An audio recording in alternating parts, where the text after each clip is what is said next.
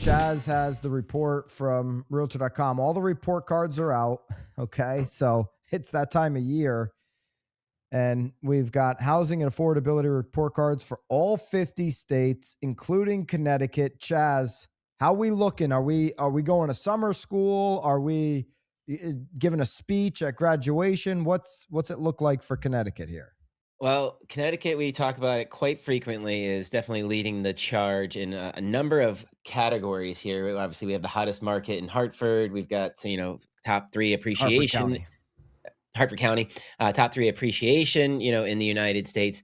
But when it comes to housing and affordability, this is a Realtor.com article, and they ranked everyone out of a score of 100, so 0 to 100, based off the affordability, how much of a median earner's income a medium priced home requires, and home building pace, whether the state is permitted enough new housing to meet demand.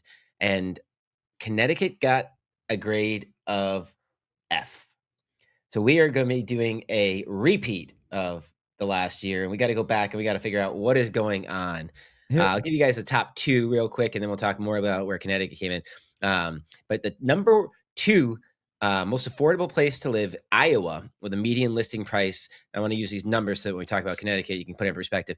$282,886. That's the lowest share of income required to buy at 25.4%. Highest affordability score in the country at 0.96. So remember, they scored 0 to 100. Iowa at 0.96 with the way their affordability score. And at number one, Indiana, with a median listing price of $295,810, and mortgage repayments require 28.3% of monthly income. All right. Indiana, watch out for them. 5-10 years, you're going to be like, man, there's a lot of retirees moving to Indiana. It is Affordable, beautiful out there. It's a lot like of things farm country. happening. They're about to get the Bears too. You think so? Bears are going to move out of Chicago. They're going to go to Indiana. Absolutely. All right. So there was only 5 Fs. We're one of them. Good news is all of our neighbors are also an F. So, it's not like people are, I'll just go to Rhode Island. Nope. F. I'll just go to Mass. Nope. F. Oh, I'll go to New York then. Mondami land. I'll get a Knicks jersey. Nope. F. F. California F. And I guess that's 6 Fs if you throw in Hawaii. But, that seems more like a lifestyle change. And probably be, you know what? I'm going to just say it's okay for Hawaii to be an F on affordability and building. I'd imagine it's pretty hard to get material to Hawaii. So that's a lifestyle decision. But when the entire Northeast is red and they just can't figure it out, that's a problem. Okay. It's a massive problem, So luckily our neighbors are not outperforming us. But if you look at Southern Connecticut, Florida, Florida's doing very well. And really that whole, what do most people from Connecticut get interested if they want to just completely move out? They look at the Southeastern, Carolinas and Georgia and Florida are, places that people from Connecticut will be at the top of their migration list. The affordability components were a 48 out of 100. Home building components were a 10 out of 100. I've been on this. If you've been listening to Real Estate Radio, I have been very consistent on this. Connecticut is a disaster land.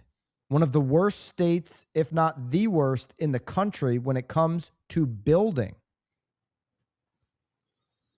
We love to signal a there's not a virtue that this state doesn't want to signal. We want them all. We want, we want to paint our crosswalks and we want to do everything we possibly can to virtue signal as much as we can, except when it's in our backyard.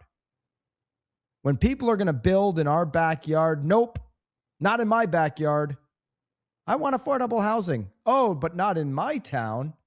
That's Connecticut. We can go a lot deeper on that. Our total score here is a 29 out of 100. The rank is 46 out of 50. Our change from last year, 0. No improvement in the last 12 months. 0. Our new construction premium is 72%. Okay. And that's at number 46. just to put that in perspective, Massachusetts was ranked 50th for least affordable. Their new construction premium is 37.2%. And Hawaii, where you literally have to ship everything in there, their new construction premium is only 31.1%. So we are more than double Hawaii, where you literally have to import everything. That's crazy. And Rhode Island's 35%. We're double Rhode Island. It's double Rhode Island, almost double Massachusetts, just Brian, under. The regulation that we have to go through, government regulation alone in 2026, this is a National Association of Home Builders study, finds that government regulation adds $131,734 to the average new single-family home price, up more than 40% since 2021. In Connecticut, it's way more. So we have just over-regulated. We've made it impossible for people to build. We haven't improved year over year.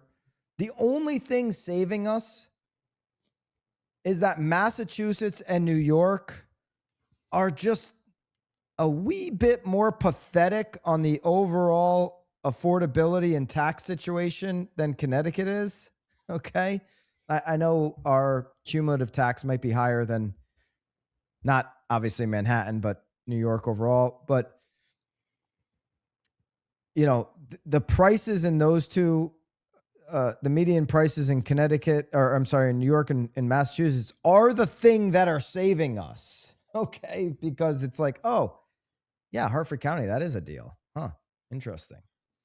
Yeah, I do ton of pre-approvals for people from Massachusetts and New York. I mean, it's big part of my business. Yeah, I mean, median listing price in Massachusetts, $763,660. Connecticut median listing price, $518,892. So, you're talking about a $245,000 swing.